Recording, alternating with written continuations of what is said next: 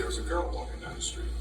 And I said to my son, I said, that is an awfully good-looking girl to be walking on the street at 5 o'clock in the morning.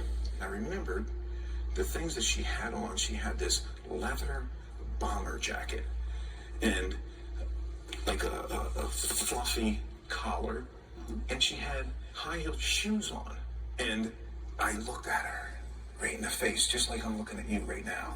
I caught her eye, and she caught my eye, and all of a sudden she turned away, turned her head down. Oh, this is the greatest case for pointing out there's like 3 sociopaths in the story, and they're all one of them's different. One of them's really disgusting. He's just a pathological liar, and he's this construction guy, and he just made up a story. Like, literally just, you could tell right away when he's talking. Like, I don't need to hear anymore. I just look at him, and that's it. Because I'm so used to them that it's just like, that one right there. Okay. And he's disgusting. He's disgusting. He's trying to say that in this case, okay, so this girl, like, was friends with these 2 guys who literally reminds me of every single Generation X piece of crap that I went to school with. They're literally not different. I don't know what this Clueless thing is about, where everybody's acting like, how are these people like that? I was like, they were literally like that all through growing up. You gave them a pass. That's why they're now killing people, and they're, like, in their 50s. You know what I mean? It's like that thing. But, yeah, they're the typical frat boy looking dudes. Are like, oh, they never had a criminal history, and they're like in high school, and they're already like full-blown sociopaths, right? Like full-blown. That was your typical football jock asshole that we had to keep dealing with. They don't need to be homicidal right now. But the way how they view everybody is just, let's harm them. So I had a bunch of them when I came out here, right, as a kid, and then they did that crap. Oh yeah, that's your typical guy. That's your typical guy. Not, oh, these guys are some outlier to something, right? Now they were plotting to do stuff to me. And again, when you look at the overall scheme of everything, it wasn't about the money, right? It's just about harming other humans. And, in this case, okay, so the construction guy's disgusting. He tried to insert himself into the story and make up something. And he said that he was with he was with his son at 5 a.m. or something. And he's like, I said to my son, I'm like, why would you even say this to your son? He's like, that girl's too good looking. And this girl apparently was like 19. So this older guy is sexualizing this girl. And then he's being a total pig about it, going, why is she out here alone walking? I was like, this is ridiculous. But anyway, he either made it up, number 1, or 2, he's looking at maybe a sex worker. I have no idea, you guys. It was just completely made up. And when he's talking, I don't even think the guy ever blinks. Like, he's like a con artist type. Like, I could just read that. Like, you could just tell right away. Why are they all construction workers? Okay, but yeah, that's the gross guy that, like, you're walking by a construction site and he's like, hey, baby, what's up? You know, that thing. And then you tell him don't do something and he starts laughing or starts getting violent. That's the guy. And yeah, you told your son at 5, what are you doing at 5 a.m. with your son out? You know, like, there's a lot of things with that. Why are you out? You know, it's just disgusting. That one it was just like this other oddball idiot in the story that just, everything he said was a lie. He's just a pathological liar. And I told my son, I could just barf. She's too good looking. See, he just indoctrinated his son that there's something wrong if a woman's walking on the street and she's pretty. And he's sitting there sexualizing this woman who would be 19 years old to his little son. And yeah, that's teaching them something really bad, right? That's what we're talking about. So the other 2, as I said, when you go down the list of ASPD, bored. I'm just bored. Let me just go kill somebody to see if I feel anything. That's literally the root on that story. So this one right here. And I feel for them in this story because I had this happen where they just targeted me. And they're like, we're going to go steal all our money. You know, we're going to go do all these horrible things. We're going to see all these terrible things to do to me. And then have the public then reinforce this with those guys. Okay. So it's not just like the 2 guys, well, in my story, there's more than 2 guys, but, there was a mass of guys here. And, so unless you get killed, all of a sudden it's serious or something. I don't know, but the homicidal part is not always in the story, but the homicidal part can happen no matter what when you do some bullshit like this. So yeah, It's showing you that they were already full-blown sociopaths before they even went into junior high. And then by high school, and they communicate with each other, right? So they have a lot in common with each other. And they started plotting to kill somebody for no F reason, right? Just because it just seemed like a cool thing to do. And they will literally play your friend. This is like the disgusting part of these people, because I've had female ones do this too. So it's not like just limited to males, but I had females. I had quite a handful of female socios that were doing this, where they pretend to be my friend, but they're only friends with me to gain something, right? So they want to do something harmful and they will harm me, then to go do it, and then spin a wrong story to protect their stupid asses, right? So I'm not the drug addict, right? It's these people, like, and it's tied in a way because they're psychologically fucked up in the head. And so when you go into this thing, you'll see in the story, he's like, I put on a timer to see how long it took me to kill her. Man, it took me 30 minutes. Like, what a damn thing. And then started trashing the dog. That was, oh my God, this story, if you ever want to really understand these guys, they don't need to be homicidal, but they tend to be many times, to understand how their brain is scrambled eggs and it is twisted, right? So they start blaming the dog for not doing anything to protect her. And they say, what kind of stupid dog is that? They let me just kill her. Yes. And so the lady I was talking about that was so abusive to me did the same thing when she murdered her dog. And she never got caught for it. She never got busted for it. And she's telling me the story in private. And it was horrific. She's like, I put this chain on the dog. And then she leaves it, right? So you should never chain up a dog and leave it, because they're idiots. They're abusers, right? So she leaves it, and the dog jumps off the bed and gets hung, right? It got hung, okay? And when she finds the dog, she doesn't blame herself. No, oh, absolutely not. You would not blame yourself for killing your dog. She's like, the dog, like, could have stood up on its hind legs and lived. It just let itself die. That was the logic and reasoning to her murdering her dog. And I'm sitting there going, holy shit, I'm in a house alone with this crazy. And so when I talked to the family members, they said, oh no, she said that she gave that dog away. I go, no, she told me she basically murdered it. But it's the way how she presented it. Because their brains are scrambled eggs. That's what I'm talking about. It's all wired wrong. And everything's backwards. So there's a backwards thinking to it, because it's not going to be them blaming themselves for doing something harmful. They're going to blame you. They're going to blame some external thing. And then they like to flip it on victims when the victims are saying that they did something harmful to them, right? So they start playing this game. I just call it a game of Twister. They call it flip the script. They call it all kinds of things. But it's a backwards thinking. And I think a lot of women understand the backwards thinking, because when we were born and we're growing up, we're like, God, why is the world backwards? Everything's all backwards. Like, wouldn't you think you would lock them up? And, you know what I mean? This whole thing. So it's them running the show. So for them to sit there and pretend like they don't understand this is kind of a cop-out. I mean, I don't see how they don't, because it's like that. Those two guys right there were the typical jerks that I went to school with. They were the typical jerk. They were like the mass group of the guys there. Yeah, so I'm sure when they get in front of everybody else, they start, pretending that kid that their parents want them to be. And then at school, they were a literal nightmare. So when I was talking about the band that I've been, totally talking about recently, I go, yeah, those are the same guys right there.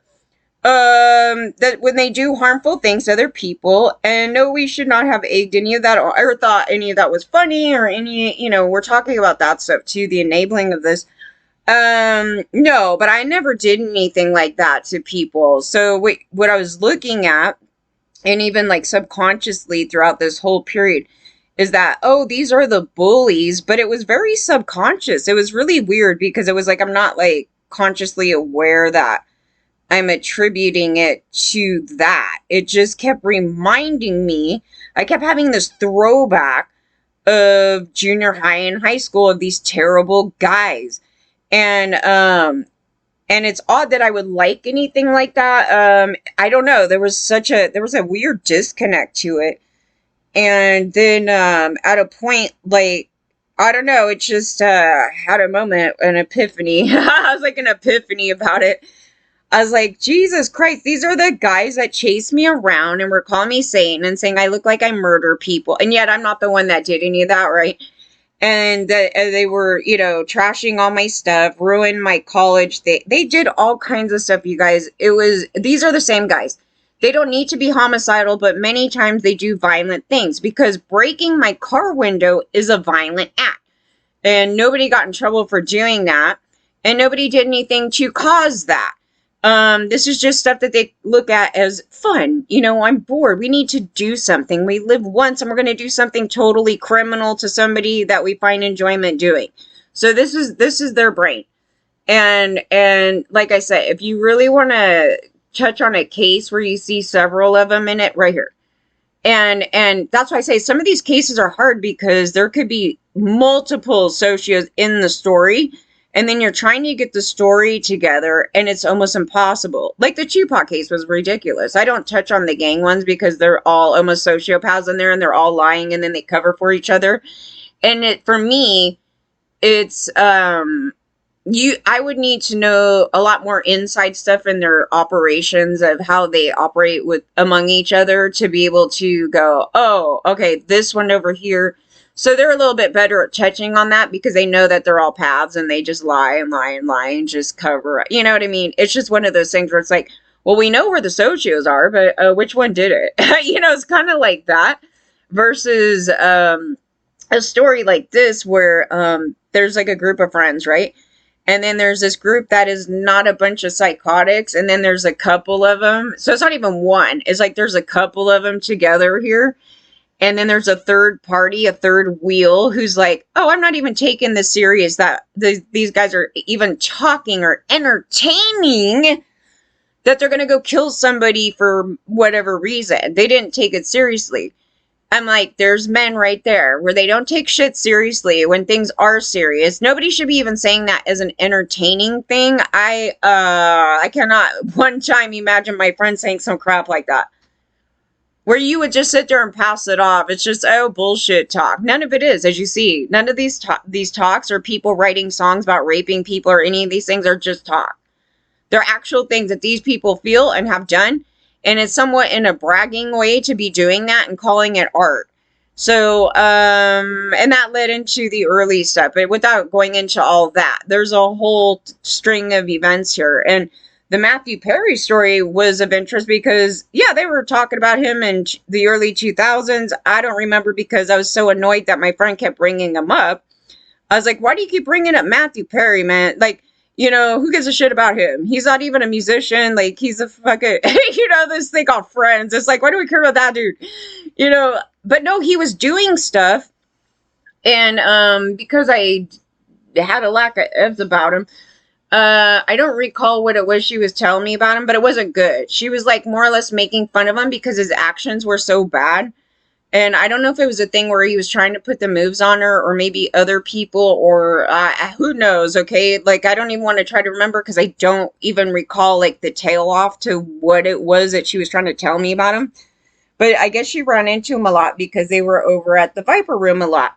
And then these stories came out, and he started talking, and I was like, it sounds like bullshit. And everybody's like creeped out by him, like when he's bringing up stories, but then nobody was saying anything, right? It was kind of like they're trying to be nice or something. And I was like, the dude's a socio, like, just admit it. I was like, he totally was. He made up shit, and he was abusive to other people. And I know for a fact that some of the friends that were standing up for him, saying he was the greatest thing, were abusers as well, because I worked on a damn movie with some of those people, and they were abusive as shit. And then they all went out and hung out at Depp's bar at the Viper Room after, all of them. And I was like, see, that was a thing. And my friend goes and drags me over there one night, and I go, this place is like seedy, fucking shady as hell. This is not my scene, dude. And, but I went because she wanted to go see that damn band that, that some of that stem off of that damn movie, I guess, was about, or one of the guys was in the movie. And I was like, okay, that was like my worst working environment ever that I ever had to deal with working in Hollywood. And those people were atrocious. I'm telling you, that was just a night. And they were all on drugs. I go, that lady had to be on meth, dude, because I was like, I've never had a woman, like, this shit was insane. I go, they were all like snorting coke or something doing like production. And I had to deal with them. And I was like, who the hell just starts blowing off like that and screaming like a psychotic? And yeah, and then like making me suffer in pain for, I mean, how long were we there? 20 hours? I mean, I don't know. We were there for a long time on that shoot. And I said, you show me the video footage where they see my feet. Because if you do, I mean, it's not a Quentin movie, is it? Do you see my feet? Because not a goddamn person even, I'm telling you, you don't probably even see me in the movie. That's how ridiculous this was. So, you know, and then they didn't change me out to make sure I wasn't in pain anymore. No, she screamed at me and then said, force me to wear it still. So, no. This group of people is vile garbage. They have been, and this was an addition to the 90s stuff because it went into the behavior of Mathew from the early Gen X thing from the 90s, right? When the cops were allowing and enabling these guys to run drug rings in through these bars. And that's what I was talking about. I go, I mean, it's showing you the racism as well because they were not targeted for drug dealing throughout these bars. Now, me as a patron, as a kid, should not be exposed to drug dealing and drugs everywhere in a public establishment. And so when we went into those places, it was not hidden. And the law enforcement knew, but the law enforcement decided they want to go target South Central and all the people of color. They wanted to do all this crap, right? And so Matthew's getting enabled. He's getting enabled like crazy, right? Throughout this whole period of time. The other part that really fumes me is that I was double checking on the Viper Room thing because I go, I swear to God, that's where she was talking about. And I find the paparazzi is there videotaping them coming out just a couple years after that incident, those incidents that my friend was telling me about. And they're taping him go into a vehicle. And as you know, when was he sober? So they're taping him DUIing out there. And I was saying that's exactly the area where we saw Janie Lane get into the car when he was drunk, right? And so we're talking in the same area. But the paparazzi was not there on the Janie thing. But they were definitely there watching Mathew run around like a psychotic and DUIing all the time. And nobody else has this type of scrutiny because they're not being followed. So it's like a whole bunch of other people are watching it and they get away with it. And then they can go around and crash and kill somebody, right? And then Bret Michaels did that crap, right? Yeah, so I was talking about his damn Ferrari and I was trashing him with this Ferrari that morning. Well, it could have been morning because it was like way late at night. And then like, I don't know, months later or the following year, he crashes it. And then it just becomes this thing where it's like, oh, you know, just a little accident. I was like, why would you crash your damn car? You know, and then he crashed into another lady and all these other things. These people have been enabled so bad because they're white and male. And celebrity, right? Like there was a thing with that, but it wasn't just celebrities. I want to point that out because they were not all celebrities. I mean, they're not all celebrities hanging out at the bars, right? No, LAPD was sitting there watching all this conduct, knew about the drug rings, totally covered them up, sat there and watched this shit go on all outside because they were doing drugs all over the street. They were drunk all over the street. They were raping people all over the street. And so you just saw it crash. Is basically you're seeing what was enabled back then because he would have been born in the 70s or something like whenever. So that whole enabling portion right there was already in place. And then in the 90s, they just enabled him more, mostly when you became a celebrity. And then it went into this, where the ending really is crappy, right? It's going to crash. That train is going to crash. It could crash early. It could crash later. It's going to crash. And so you're seeing that. And so people are trying to minimize the harm that they did to other people and saying, because he died, we should just ignore it. It's like, no, And the victims of his are still alive. So there's still life after the monster, right? So we have to deal with that, right? And you want to make sure you don't ever see this again. So, no, and it doesn't mean that they're never nice. Like, they're trying to go, let's ignore, like, he totally, like, beat up some women or, whatever the crap is that he did. And then just glorify him in his, like, little tiny moments of being a nice guy. That would be almost impossible because this whole makeup is just being a jerk. Like, really, the overall character of that. Yeah, but so are the rest of the people that are enabling it. So it's not saying much. So they have zero credibility as far as I'm concerned. They're covering up for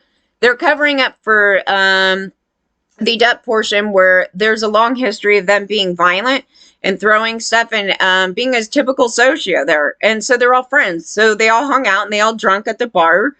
And they're all pals, so they're all going to lie for each other, and that's the thing about these socios. So this story here, please go through it, and you'll see how they collectively get together, and in private, this is how they talk, because they're shitty people, right?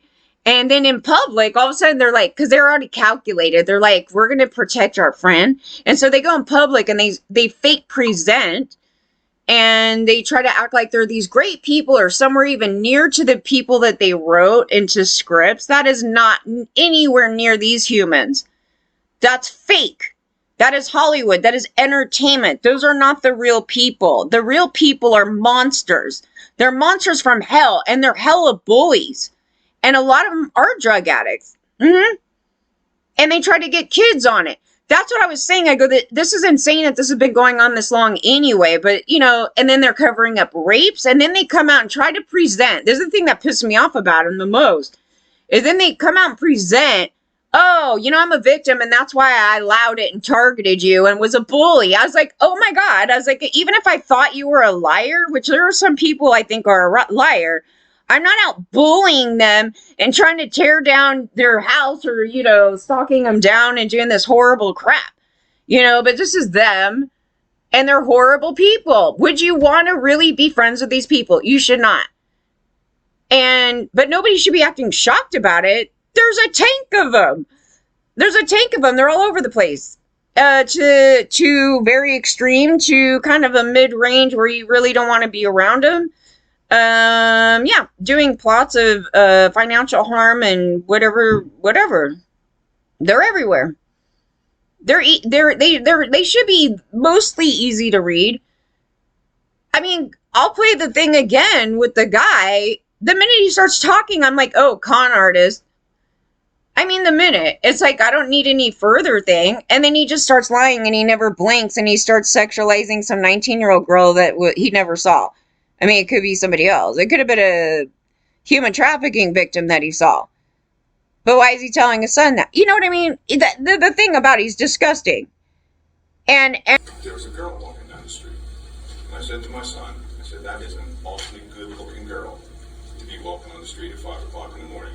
I remembered the things that she had on. She had this leather bomber jacket and like a fluffy collar. And she had high-heeled shoes on. And I looked at her right in the face, just like I'm looking at you right now. I caught her eye, and she caught my eye.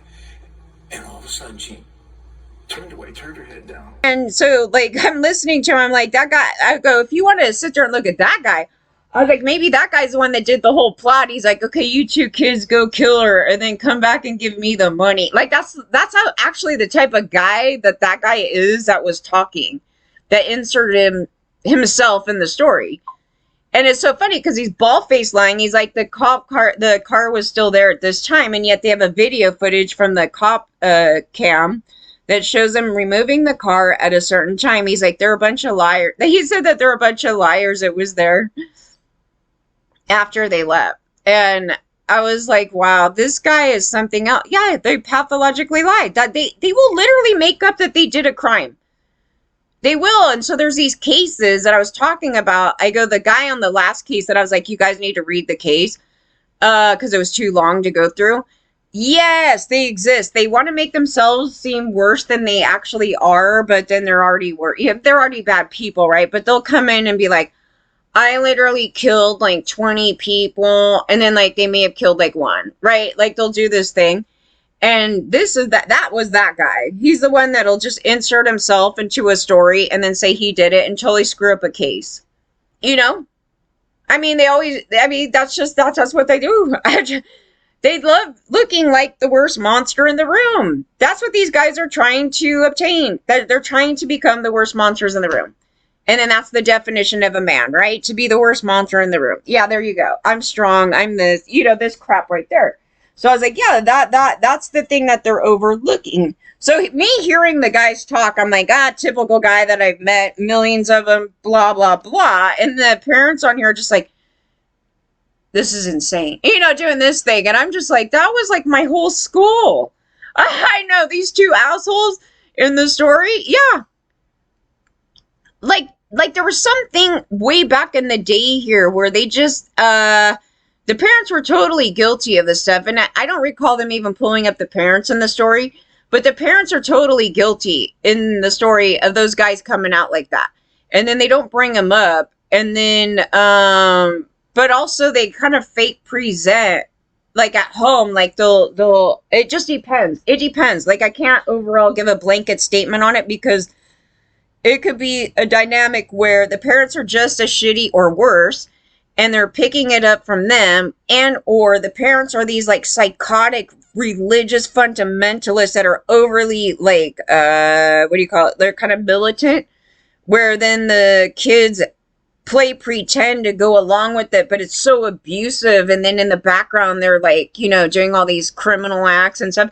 Or you have these ones where it's like, the parents may seem nice or whatever, but then they're like neglectful and they're hardly at home and they just let the kids run free and then they go and this other thing happens, right? So there's different dynamics of it, of how they come out like that, but generally it has to do with that area right there.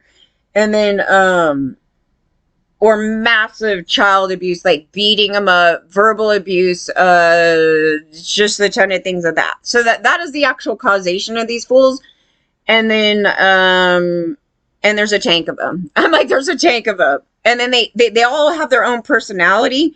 So, you just saw a couple of socios here be very calculated, and they try to define this differently. And I'm trying to break this apart because it's not true. Like they would put them as a psychopath because they're trying to say that they're extraordinarily calculated versus a socio and the ASPD, which is they claim they're dumber and they're more impulsive. And I've never found that to be true. I found it to be a combo of both those things. And as you see, there was something impulsive too about, I don't know. They kind of thought it out, but then when they went through the actions, are like, oh, it didn't actually happen the way I thought it to be. And then I needed all this, like, they're just stupid too, on top of it. So they're not, I mean, it's just like any other person. Like if we're plotting to, start a career, right? I'm like plotting, like we're planning our future, right? So you're sitting down and you're like, I'm going to go to college. I'm going to go save up this amount of money and I'm going to go do X, Y, Z. This is just them doing that. It's not any different than any other human. And they're just plotting to do something criminal versus something like that, right? And that's where their brain is. They don't care. They don't care, both of them. They're just like, and then they said, oh my God, this was awful. So on the second socio that's in the story, they pulled up, they're like, you made up a story that some guy sexually molested you. And he's like, yeah. I was like, wow.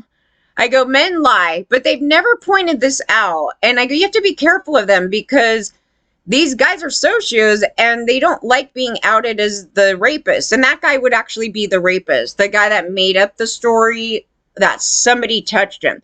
Now, what they'll do is they'll use that as an excuse as to why they later went and raped people. Like, there's a thing to that. And you have to be really careful because that guy could have raped you, right? They could have done some bullshit like that. That's the guy that's going to sit here and create a plot story to flip it onto the victim.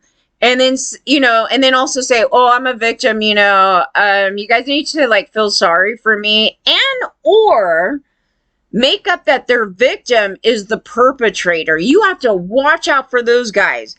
These guys are so crafty making up shit. They will flip it more times than a pancake And you have to be really on top of this mindset. It's easy to figure out when you know what to look for. But when you don't, and you're not paying attention, and let's just say you come in the middle of the story or something, you don't even know these damn people, and all of a sudden they're telling you this crap, right? And it sounds believable, because why would you think it's not, right? It's just, what, But then all of a sudden you'll start seeing these cracks, and some of the ways how they view other humans, because these two obviously view humans as objects. Like, anybody. Like, they were even talking about, what was so crazy about this, when they were in the vehicle, they were talking about, my friend here gets mad. He was talking, he might have to off you to the other guy who had knowledge of those two guys is killing her. And so they're just talking like that. Like, it's no big thing, right? It's like, I don't want to tell him that, because he's going to want to kill you. I mean, can you imagine just having this normal conversation? It's like, yeah, no big deal. So I won't tell him, but, he gets a little mad. This thing over here. Yeah, so this one is a perfect case to sit through these socios. But don't think that they're not socios because they're not homicidal. They may become homicidal. Like I said, there's a thing with the homicidal part that's really kind of hard to pick out as to why one tips over to the other, and then you just never know, because they're not all like serial killers, quote unquote, but they may kill as teens, but then they may not kill until they're 70 years old. And so it's kind of hard to do it. I mean, it's there, like the muddy water's there. Like, it's there for it to happen, but it's kind of hard sometimes to know, is it somebody that just wants to kill for fun in this thing, or are they gonna, I don't know. It's an area that is kind of like, for me right now.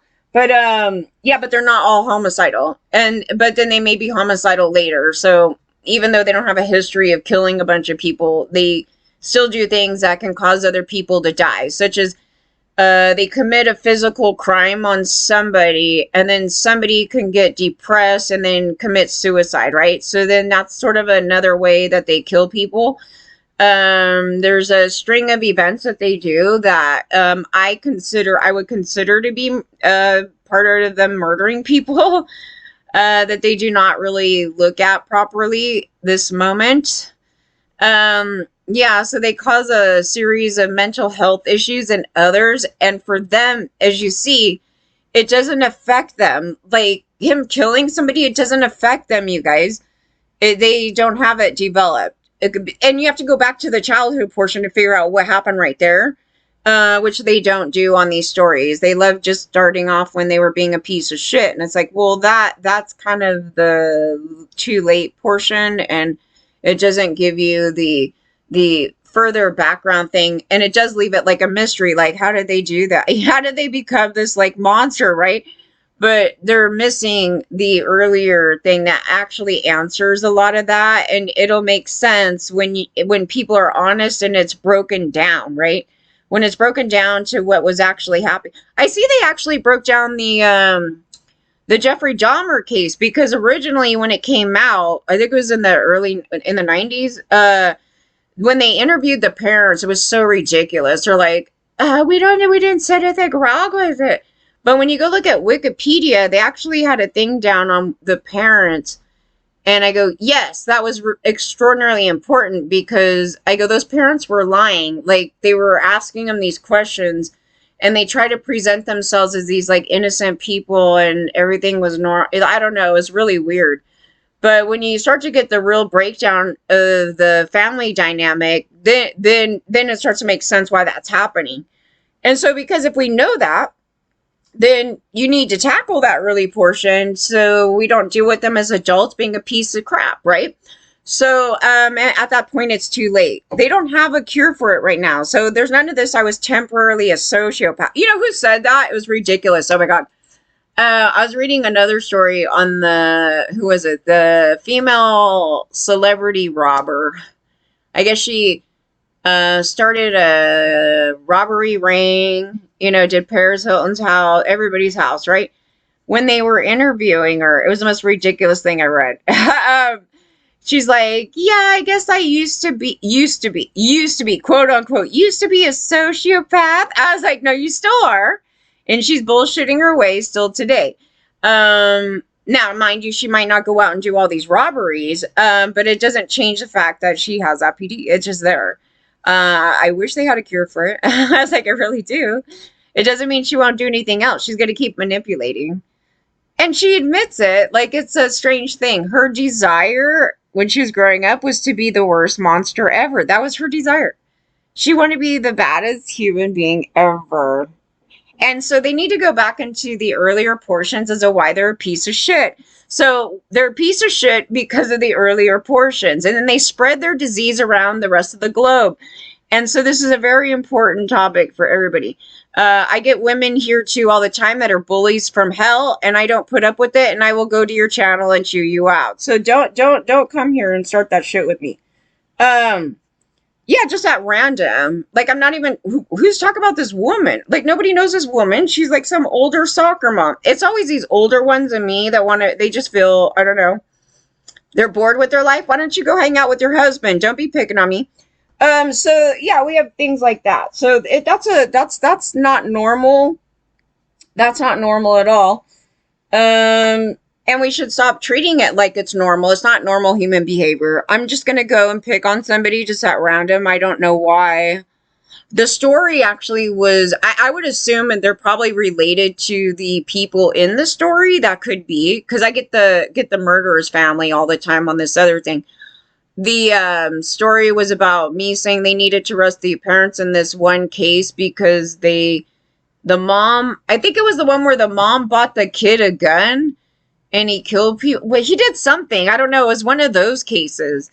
And this lady came here and I'm like, yeah, but sometimes I do get the family members of the trashy people, because it's kind of like when you find a trashy family like that, it's their entire the entire generations of them.